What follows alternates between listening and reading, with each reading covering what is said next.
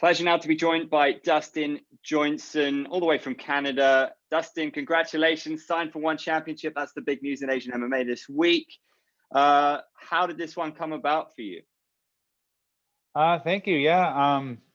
Well, there's a lot of negotiating with my management, but I was happy they were able to seal the contract. So no, I'm stoked.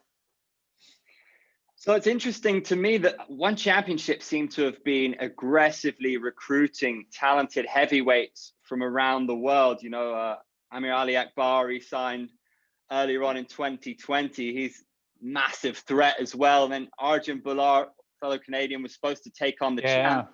It seems to me like heavyweight is going to be a priority or at least a focus area for one in 2021. How much does that excite you? I'm very excited. I mean, I don't know much about the talent pool right now. I know there like a few of the guys, but I'm excited to get my name in there and start still build myself up. So yeah, no, couldn't have asked for more. Can you just talk us through a little bit about your journey so far and what brought you here? And because some people might remember you from the Contender Series. You know, you fought a lot in North America, but the Asian audience, they'll be just getting to know you a little bit. So yeah, so like the whole journey from the beginning, or just I'll start from, I don't know, 21.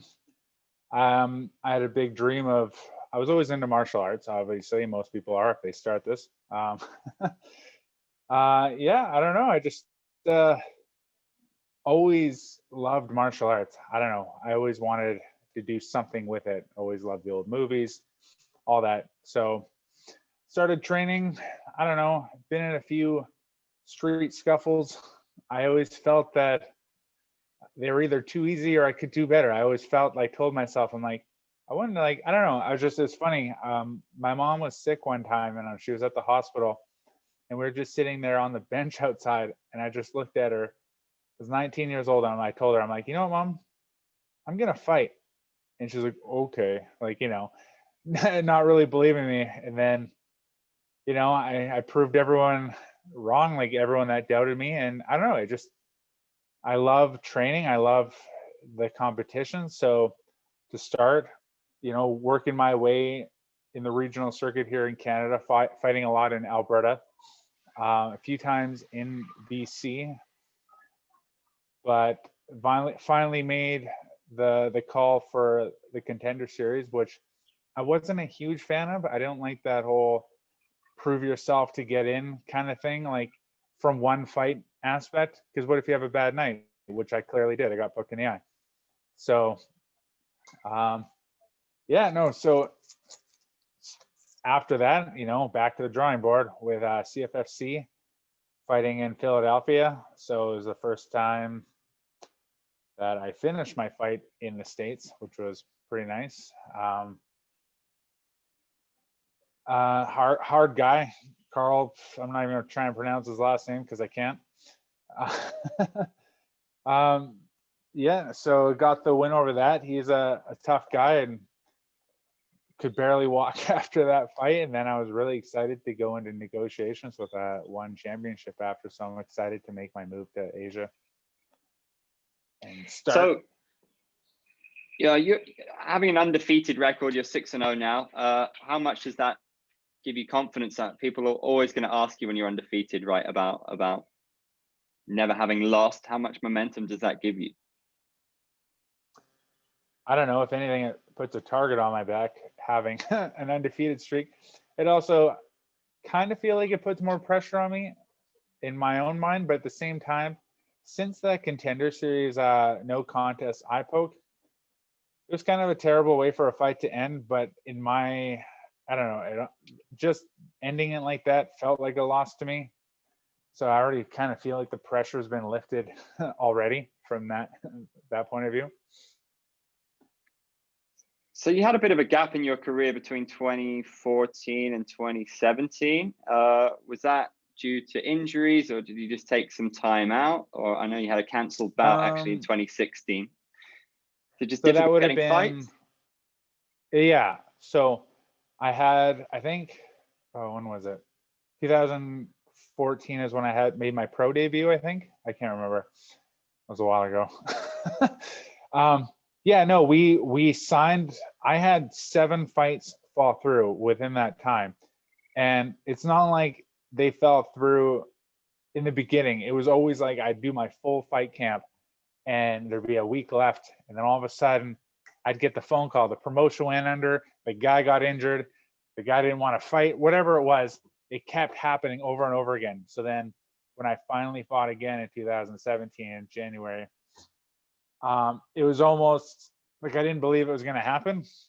You know what I mean? Like even when I was in Calgary ready to fight and backstage, I just kept thinking something was going to happen. Like he's going to pull out something, someone's getting injured or whatever. But then I've been lucky since then. I haven't had any, well, I've had 1 or 2, but not a lot of fights canceled or dropped out since. So no, it definitely wasn't my choice to be inactive, but I was still training.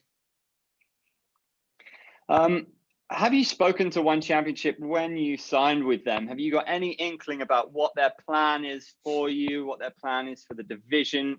Have you got any inkling about what's next, when the debut might be? We're aiming for the end of February. I think there's a card on February 26th, so I'd like to get on that card. That's ideal, what we're trying to look for. They haven't given me any too much indication on what they want from me. I'm just happy for the opportunity to get to go to Asia and Singapore and all those places to be able to fight. I got family in Manila, so in the Philippines, Manila's closest you're gonna get. So I'd love to fight there and have my friends and family over there come and see me. It's just a huge opportunity. As far as what they expect from me, that doesn't matter too much. I just want to, what I expect for myself is just to go in there, do well, obviously, and become world champion. So. And that's your goal. Have you given yourself a timeline on how many fights it's going to take you to get there? I mean, are you a big goal setter? Do you think, end of this year, 2022, have you got it mapped out a little bit about how you're going to get there? Not really, no. It'd be nice, whenever if I'm doing well this year, say I fight 1 or 2 fights or 3 or whatever, 4 or however many fights I have to fight, all I'm going to do is keep fighting. They're going to say, we want you on this card. If it works, then yeah, of course. If I'm doing well and they're like, we want you to fight for the title, then that's amazing, because of course I will. Who stands out for you from One Championship? Have you seen many of their shows? Is there anybody who really impresses you from this promotion, or you find inspiring, or you respect? Well, I definitely have a lot of respect for Brandon Vera. I've been watching him since the early days of UFC when he started. As for that, I don't know a lot of their names. I know I should have done more research. I'm sorry, guys.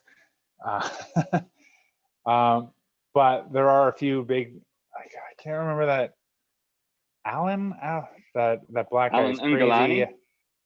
Yeah, like he stands out to me. He looks like a pretty scary guy, but at the same time, like I think it'd be a fun fight. He's a kickboxer. I'm more well-rounded, so it'd be an interesting matchup. I'm not calling him out, not for my. No, I'm just kidding. I'll fight whoever. I don't care. But that'd be an interesting fight. But I know there's some scary guys in there. I imagine you're going to be taking a closer look at the division. It's crazy, though. Brandon Vera hasn't defended his belt since 2018. Do you expect that to change? Would that be somewhat of a dream fight then for you, for him to still be the champ and for you to end up facing him? Or does it not really matter who has the belt? Oh, well, it doesn't really matter. I'll fight whoever for the belt, of course. But yeah, no, that'd be great. He hasn't defended the belt, but he's been active, hasn't he? I thought he fought. He fought against Ong Lan Sung. Right? He went down to light heavyweight to fight Ong Lan. Yeah. And that guy's a pretty tough guy too, right? So he's been active. It's not like he's doing nothing.